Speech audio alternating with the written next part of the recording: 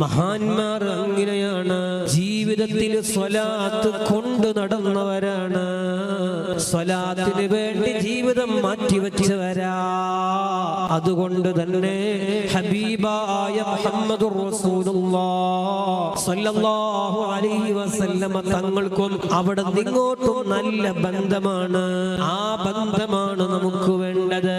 അങ്ങോട്ട് നമ്മുടെ സ്നേഹമുണ്ടാകണം, ആത്മാർത്ഥമായ സ്നേഹമുണ്ടാകണം. ആ സ്നേഹത്തിന്റെ പ്രകടനങ്ങളാണ് സ്വലാത്ത്. ആ സ്വലാത്ത് ചൊല്ലുന്നത്, സുന്നത്തുകൾ പകർത്തുന്നത്, അവിടുത്തെ മഹബ്ബത്തിന്റെ അവദാനങ്ങൾ പാടുന്നത് മുത്തുനബിയോടുള്ള സ്നേഹത്തിന്റെ അടയാളമാണ്. മഹാന്മാർ അങ്ങനെ സ്വലാത്ത് കൊണ്ട് നടന്നപ്പോ മുഹമ്മദുർ റസൂലുള്ളാഹി സ്വല്ലല്ലാഹു അലൈഹി വസല്ലമ തങ്ങൾ ഇങ്ങോട്ട് ഇഷ്ടം വെക്കുന്ന രൂപത്തിൽ അല്ലാഹു തആല അവരെ സ്ഥാനങ്ങൾ വർദ്ധിപ്പിച്ചു കൊടുക്കുകയാ.